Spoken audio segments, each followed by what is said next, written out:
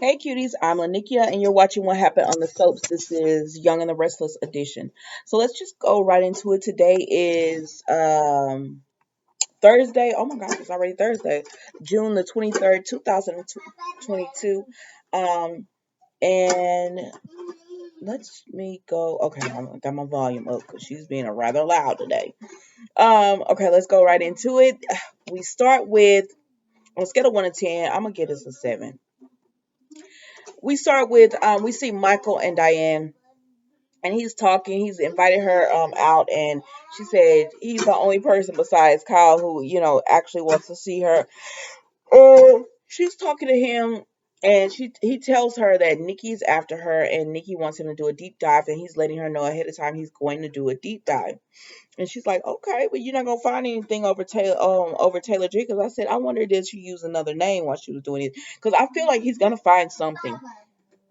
Because why do this deep dive and everything if he's not going to find anything? I feel like Michael's going to find something, and it might have to do with her name not just being having been Taylor Jenkins.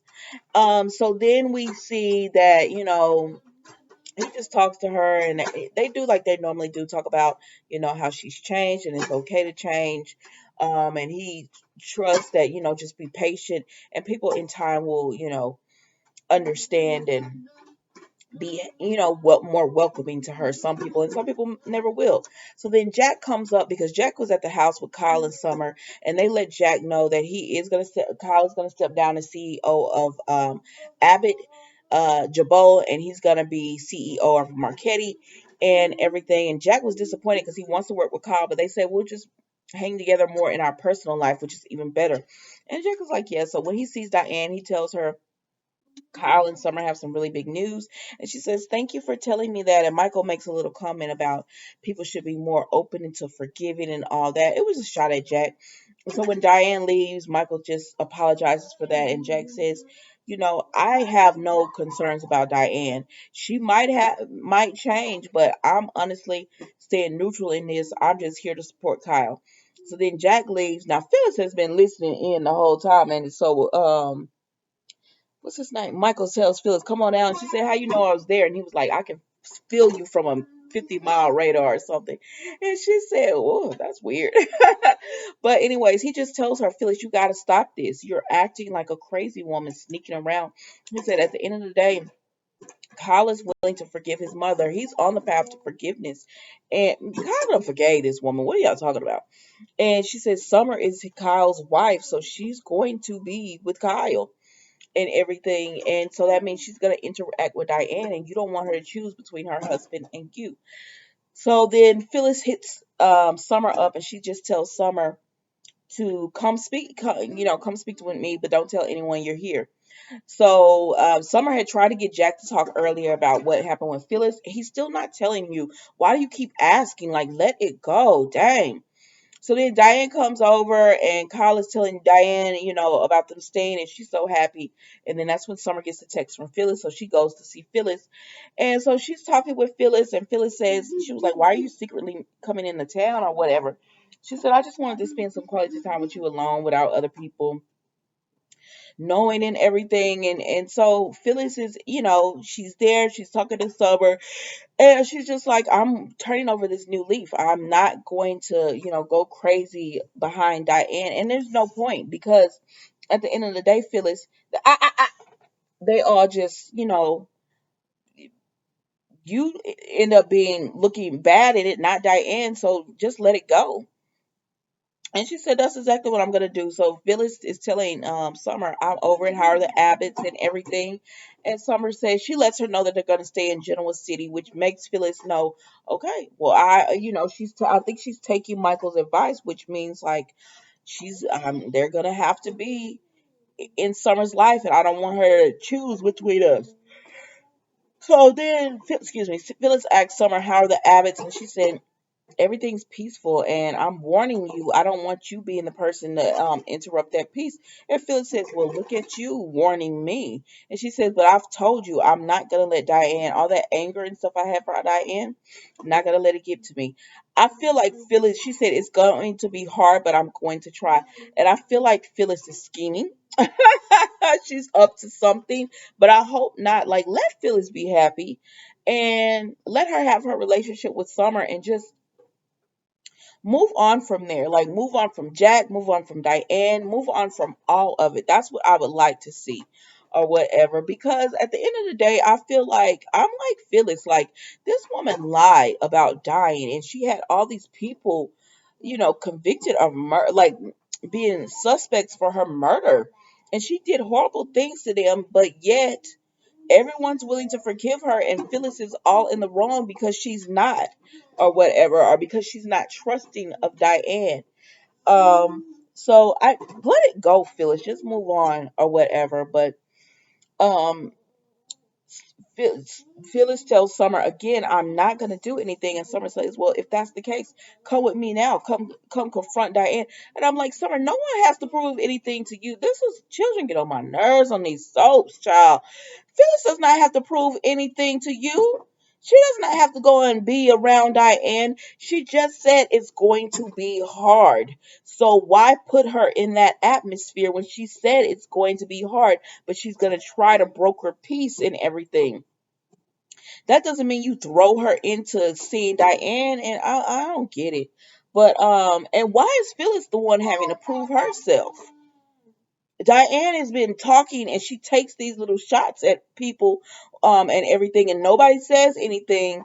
But anyways, let's move on because this storyline frustrates me. Like, get to the point of this. What is the point of this storyline?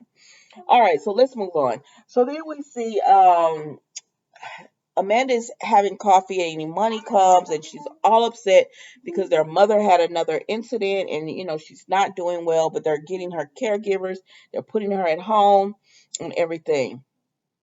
And I said, I'm not gonna lie, I said, what's the point of this storyline? What's the point of this? And so they said, let's get to the point.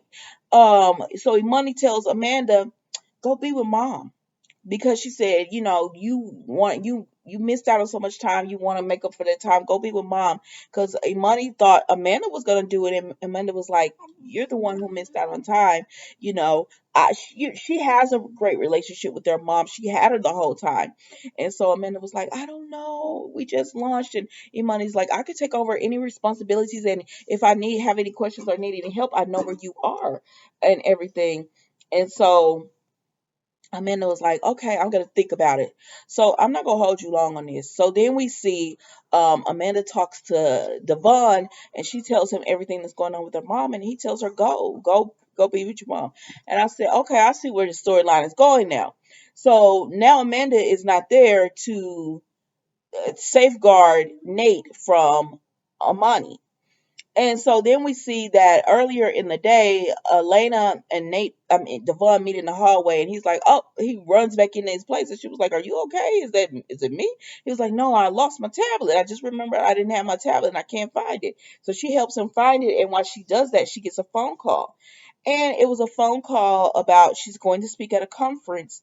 It's going to be in Hawaii, and she's excited about it. And she was like, "I would love for Nate to go with me or whatever." She didn't really. She kind of asked. And Devon is like, yeah, that's cool. They can work remotely.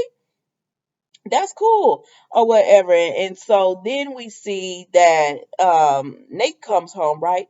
And so he's talking to Elena, and she tells him everything about the Hawaii trip. And she said, I already asked Devon, and he said you would work remotely. And he get mad, upset, like, why would you ask him that? That's my boss. I don't care if we are cousins. I don't need my girlfriend asking my boss, can I work or whatever. And I said, well, you sure wasn't upset when you decided to take the initiative at the launch party and get more information. Like, you weren't thinking about, I'm gonna be in trouble for that, because now he's like, I just started this job, and I could be, I don't want to get on the bad side for asking permission. And she just apologized and said, I'm sorry. And she says, we never get to see each other now, hardly because of our jobs. And he's like, we're going to make it up. And he's like, it's okay or whatever. And I said, child, they finna cheat on Elena with her money because Elena's going to be out of town going to Hawaii. Amanda is no longer going to be around because she is going to be with the mom. So that leaves no one to block. And you know what? Block Imani from going after Nate. And what really upset me about the whole thing when Nate got upset with Elena, like I could understand if he's saying, hey, I understood his point of view, but I'm like, you're getting way upset about her for she didn't mean to do it. She just Devon asked her who was on the call, why she's so happy, and she just told him. But you're getting all upset, but you're blind to the fact that Amani likes you, that Amani is really trying to go after you. You don't see that. You don't see that Amani is pumping your head up to make bad choices. Oh, child, please, let's move right along. But I do like this storyline. I do like this storyline, but that don't mean that don't annoy me while it's going along. Like Nate is starting to really work my last nerve. Top dancing on my last nerve. All right, so then was that all that went on today? Yeah, that was pretty much. If something else went on and I missed it, I'm sorry. But that's all I remember from this soap today. And so then we see that Elena goes to Crimson Lights and she talking on the phone, and Imani hears Elena say that she's not going to be Nate. She's going to be at the convention and everything, but Nate's not going to be coming with her. And so Imani already scheming. I said, girl, you're not that worried about your mother. All those tears and all that. I don't know. I just feel like that yes, she's concerned about her mom Imani, but I feel like one of her reasons for pushing Amanda to go was to get Amanda out of the way. And now this with Elena, it just helps her out because she was gonna go after Nate whether Amanda was there or not, but having Amanda out of the way and not being a nag on her helps. And then now that Elena is gone, oh my gosh, it's over for this little couple. But that was the Young and the Restless, guys. Let me know what you think in the comments. Don't forget to like, comment, and subscribe. Even if you don't subscribe, that's okay. I'll still be giving you these videos. And tomorrow is Friday. We'll be doing that last video for the week. Unless there's some hearings or something going on, we'll see. All right, guys. I'll talk to you tomorrow. Bye.